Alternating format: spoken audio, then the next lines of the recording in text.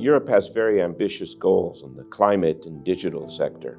55% greenhouse gas reductions by 2030 and full net zero economy by 2050. We're not going to make it to those goals unless we bring the SME sector along. Now, the good news is the SME sector, it's enormous. 22 million SMEs, 53% of the value added in the economy. One of the key findings is, of course, that success doesn't come from visionary declarations. It's of course important to have a vision, but just having a vision isn't enough to get us there. Now, what the management consultants tell us is that if you want to change something, measure it. And that's what we've done here. We're measuring the green transition, measuring the digital transition, and measuring the crucial third leg of the whole puzzle, which is competitiveness. We have a value-driven economy here in Europe, and we're all very proud of that.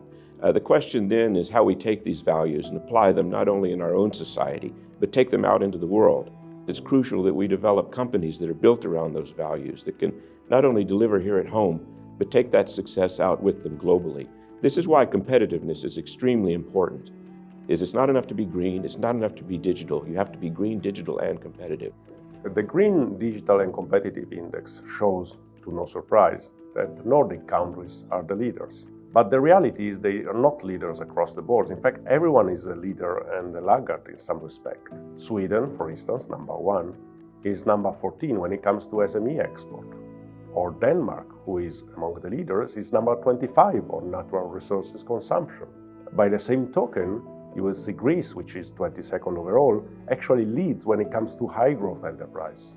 And Romania, who is last overall, is a leader in carbon reduction emission. It's actually number 1 and has already achieved the goals of 2030, the reduction of 55%. Despite this diversity, despite member states leading in some area and lagging behind, the reality is overall we are very far away from the target on 2030 and a lot of work is needed. Every policy is successful until you actually track it. If we want to achieve these goals, we need to track, to measure and to collect the data, and these data are widely available. All our data and results are available on a GitHub open repository for anyone to use and replicate the results that we obtain.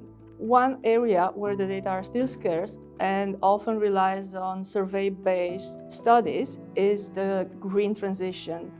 And it's really difficult to try measure the implementation of the European Green Deal when you do not have enough or consolidated type of data. The main lesson that we learned during this journey is that an index is not the end, but only the beginning of the journey. And it's a collaborative journey. We look forward collaborating with everyone interested in this area of research, and we hope that it will help further improving the European Green Deal implementation.